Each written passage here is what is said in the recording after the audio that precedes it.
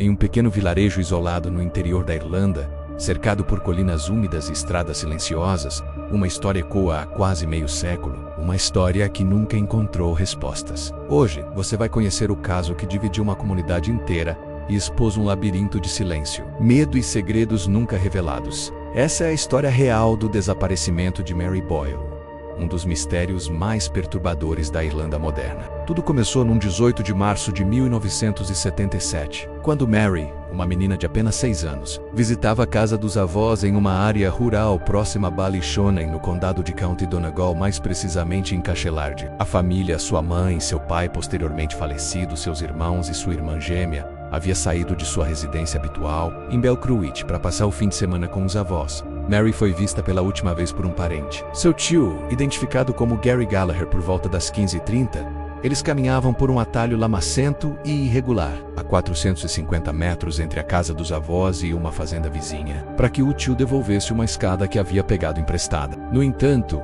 ao chegarem diante de uma pequena poça de água considerada funda demais para uma criança atravessar, Mary teria recuado e iniciado o caminho de volta sozinha. Este foi o último registro confiável de sua presença. Quando os familiares perceberam seu desaparecimento, algo que ocorreu apenas em torno de 16 horas. Quando a criança não retornou, iniciou-se uma busca imediata. Vizinhos, parentes e voluntários começaram a vasculhar os campos, pântanos e zonas pantanosas ao redor. A polícia foi acionada e nos dias seguintes se mobilizou de maneira intensa.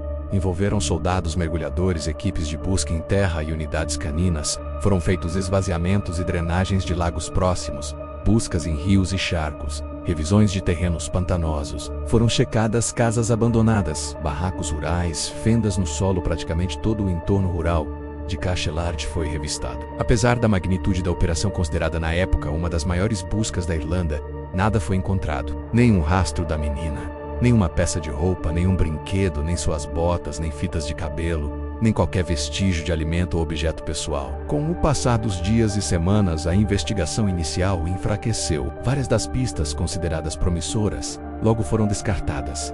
Não havia vestígios confiáveis, as testemunhas não tinham consistência, e o terreno pantanoso e úmido dificultava qualquer preservação de vestígios. A área foi pisteada por civis, soldados e policiais sem sucesso, e o que restou foi um silêncio angustiante. O desaparecimento de Mary se tornaria, a partir dali, o caso de criança desaparecida mais longo da história da República da Irlanda. Ao longo dos anos, surgiram suspeitas, teorias e investigações paralelas. Em 2014, um homem foi preso sob suspeita de envolvimento no desaparecimento, a primeira prisão relacionada oficialmente ao caso após uma reavaliação das evidências. A detenção gerou esperança, mas foi seguida de decepção.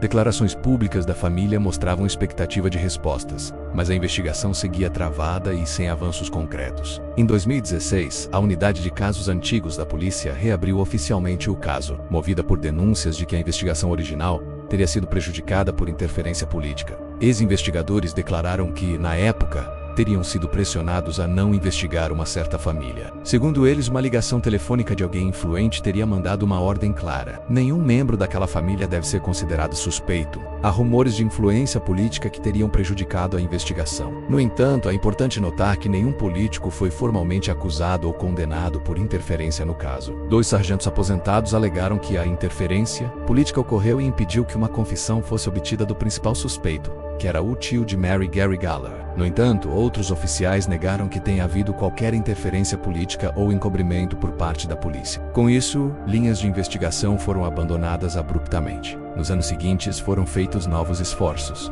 A meta era trazer à tona vestígios da época usando métodos modernos, revisitar terrenos, reaplicar técnicas forenses, reouvir testemunhas, confrontar depoimentos antigos. Mesmo com essa reavaliação, os resultados foram negativos. Nenhum vestígio confiável de Mary foi encontrado. Nada de roupas, ossos ou objetos pessoais, exatamente como após a busca inicial. A única certeza, o caso continuava inteiro, sem solução, sem corpo, sem respostas. Enquanto isso, a família de Mary enfrentava não apenas o sofrimento pela ausência, mas a angústia das incertezas. A mãe, Sra. Boyle, relatou ao longo dos anos que continuava esperando por respostas, por um desfecho, por qualquer sinal que pudesse indicar onde a filha estava. Mesmo décadas depois, ela disse em entrevistas que não queria morrer sem saber o que havia acontecido com Mary. Além disso, em 2011, houve uma tentativa de reavivar a busca através de iniciativas privadas e comunitárias. Parentes e conhecidos realizaram expedições por colinas e terras próximas de Cachelat, na esperança de localizar restos ou evidências. Em 2011, inclusive,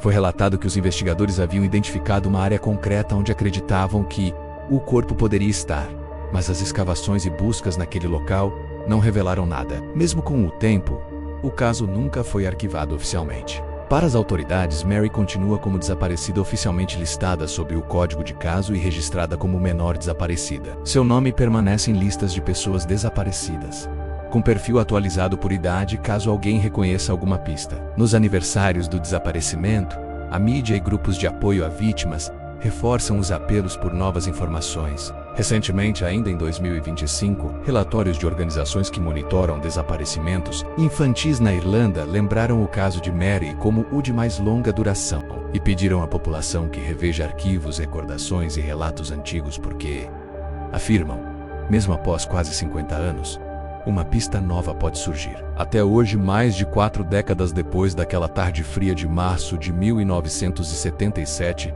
o que permanece é a ausência absoluta. Nenhum corpo, nenhuma prova, nenhum fechamento. A casa de Cachelat, os campos, os pântanos, as poças, os caminhos lamacentos, tudo continua quieto como se guardasse um segredo sombrio. A memória de Mary sobrevive nas lembranças de quem a amou, nas poucas fotos da infância e na dor permanente de uma família que vive com perguntas que nunca foram respondidas. O caso de Mary Boyle lança uma sombra sobre o passado irlandês. Ele expõe falhas, limitações da época, o peso do tempo e a fragilidade das investigações em áreas rurais isoladas. Mas também revela a persistência de quem não desiste. Investigadores, parentes, jornalistas, ativistas, todos guardam, por mais difícil que seja, a esperança de que um dia a verdade surgirá. E se um dia alguém lembrar de um nome, um rosto, uma história, talvez o silêncio seja finalmente quebrado. Até lá, Mary continua desaparecida, e sua história permanece, inquietante, dolorosa, esperando justiça, ou pelo menos um fim digno. O caso de Mary Boyle parece congelado no tempo. É como se a ausência dela estivesse presa eternamente naquele campo silencioso de 1977. Um lugar onde perguntas ecoam, mas nenhuma resposta volta. E o mais inquietante é a sensação persistente de que a verdade não está perdida, apenas oculta. Se você gostou desse vídeo, curta, comente, compartilhe e não se esqueça de se inscrever no canal. Sua interação ajuda a manter histórias como essa vivas e a trazer novos olhares para investigações antigas. E lembre-se, no mundo real, os mistérios mais perigosos não surgem do sobrenatural, mas das sombras criadas pelo silêncio das pessoas.